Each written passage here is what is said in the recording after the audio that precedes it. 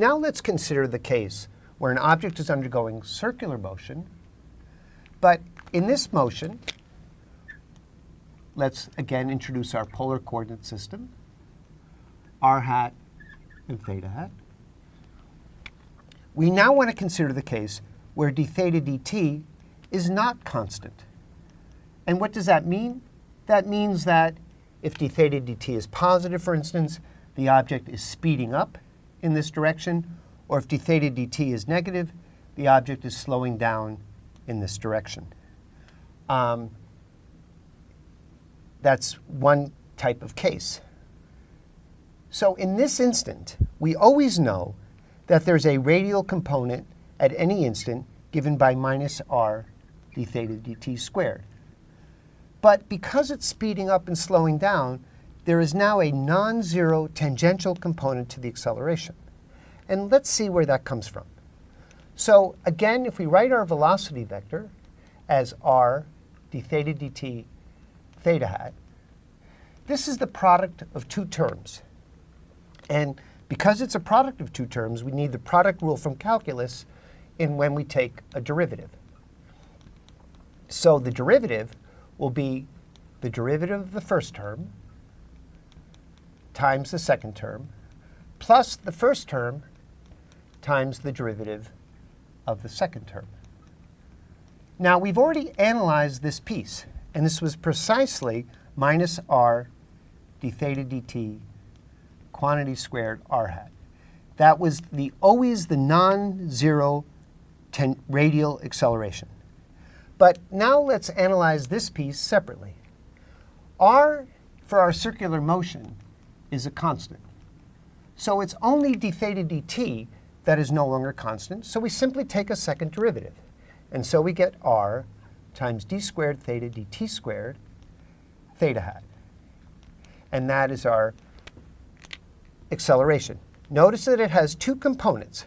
We'll write the first component, a theta, that's its tangential component, theta hat, plus the radial component, ar, that's again the component, and because this is a vector, r hat, where the a theta is now the second derivative of d theta squared dt squared, and just to remind you that ar is minus ar d theta dt squared.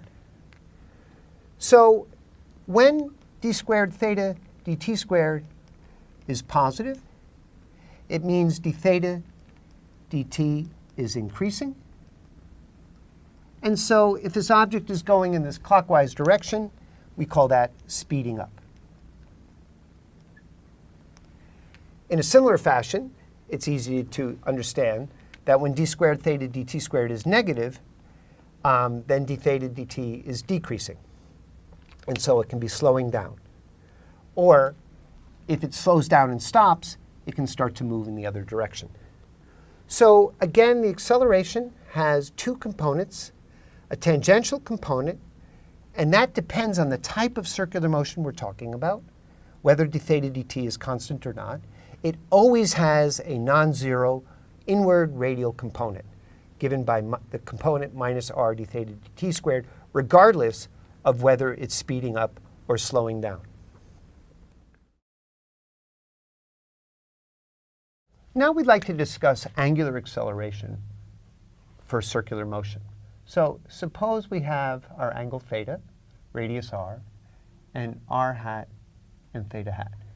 Recall that we described the angular velocity as the derivative of d theta dt, and we made this perpendicular to our right-handed coordinate system, direction k hat.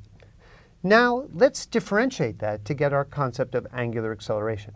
So alpha is the second derivative d theta dt squared k hat. And this quantity is what we call angular acceleration. Now we'll describe the component alpha z as d squared theta dt squared. So it's the second derivative of the angle. And also, if we wrote this as omega z k hat, we can write that as the derivative of d omega z dt as well. So this is the component. And now, in circular motion, the quantities of omega and alpha z are very much like the linear quantities of the x component of the velocity and the x component of the acceleration. And again, when we've chosen a reference frame, let's look at what various components mean. Let's begin with the case 1, where omega z is positive. So when omega z is positive, that tells us that the angle d theta dt is increasing, and that corresponds to counterclockwise motion. Now, given that case, let's look at what happens when alpha z is positive. Remember, that's the statement that d omega dt is positive, that omega z is increasing. So if an object is moving with the positive component of omega z, and the angular acceleration component is positive, that corresponds to increasing. The linear example, if you had one-dimensional motion, I hat, you had Vx positive, and Ax positive corresponds to an object increasing in its speed in the x direction. That's our first case. Now, let's look at the second example when alpha z is less than 0. So now the derivative of d omega z dt is negative. What that corresponds to, remember, omega z is the z component of the angular speed. And if that's slowing down, then with alpha z less than 0, the object is slowing down. So in our linear case, if we had ax less than 0, this is the classic example of braking. The object is moving in the x direction and slowing down. Now, let's look at case 2, where this is always a little bit complicated for circular motion, where omega z is less than 0.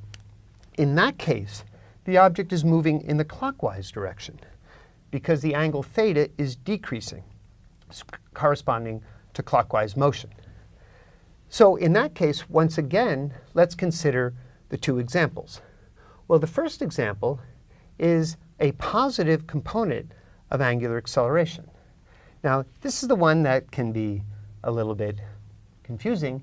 The object is moving clockwise, but it has a positive alpha z, which will correspond to slowing the object down.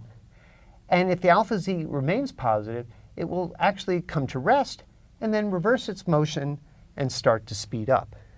So this is the case where d omega dz is increasing. And that's our first case. So something like that could correspond to if we plotted omega z, and we had an object that starts off with a negative omega z and increases.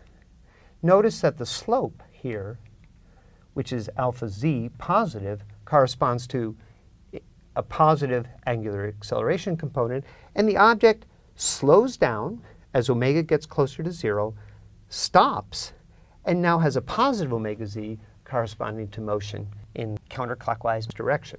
For our linear case, this corresponds to, again, with I hat, our object moving to the left, Vx negative, and if Ax is positive, it brakes in this direction, which means it's slowing down, and then eventually, if alpha x Ax stays positive, it continues in that direction. Now, our final case, and I'll put it down here, B, is this is again where omega z negative and alpha z negative. It's always helpful to see this immediately with the graph. Omega z is negative. Here, alpha z, which is the slope, is also negative. This corresponds to an object moving in the clockwise direction, and actually its speed is increasing because alpha z is negative. So it's going faster and faster in the clockwise direction, even though alpha z is negative. And for our linear case, again, this corresponds to an object moving in the negative x direction, and Ax is negative. It's moving faster in the negative x direction. And so these are the cases of how we analyze the various components, the various cases for angular acceleration and angular velocity. In kinematics, if we know acceleration, which we generally can get from Newton's second law, then we'd like to integrate the acceleration to get velocity and position. How does that work for circular motion? Well, when you think about circular motion, and you think about the tangential direction, then that, in some sense, is a one-dimensional motion. And so what we'll see is that the tangential description of this motion can be integrated to get the tangential velocity and position, just in a similar way that we did with linear motion, where if we were giving the acceleration, we integrated velocity and position. So let's look at a particular example. Suppose we're given that the tangential component of the acceleration is given by some simple polynomial, a minus bt. Now, in this case, the acceleration is certainly non-constant.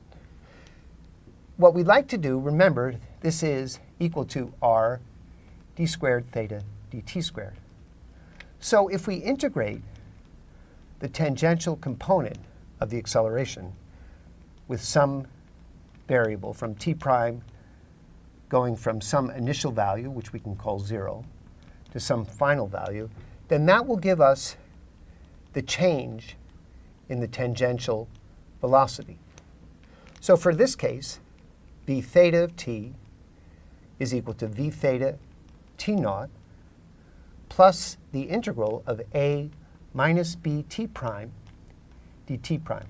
Now, we needed an integration variable because recall that our functional dependence is the upper limit of the integral. We saw that in one-dimensional kinematics. So we're going from some t naught 0 to some prime t prime. Well, this integral is now, we'll write this v theta naught, where, again, t naught we're calling 0. And when we do this integral, a minus b t prime dt prime, that's an integral from 0 to t prime equals t prime equals 0. This integral is not hard to do. We get a of t minus 1/2 b of t squared. And there's that constant initial term. And so the velocity at time t of the tangential component of the velocity is given by that expression. In exactly the same fashion, the angle, how much angle does this go through? Well, we have to be careful there. So if we want to do the arc length, s of t, we have to multiply the angle by the radius, and that is just the integral of the tangential component of the velocity from t prime equals 0 to time t prime t. And so in this example, we have a slightly complicated integral v naught dt prime, 0 to t. I'm going to drop, well, I'll write it in t prime, plus the integrals a t prime minus 1/2 b t prime squared. I didn't need to split this up, but I'm splitting it up anyway. And I have really 1, 2, 3 integrals to do. And what I get is v theta naught t, the result of the first integral. The result of the second integral is 1/2 a t squared. And the result of the third integral is minus 1/6 b t cubed. And that gives me this. I have to be a little careful on this side. It's how much has the arc length changed as we go from time 0 to time t. So that's the change in arc length. And that's a typical example of where we're given tangential acceleration. We integrate it to get the tangential velocity. And then when we integrate the tangential velocity, we're getting the change in arc length around the circle.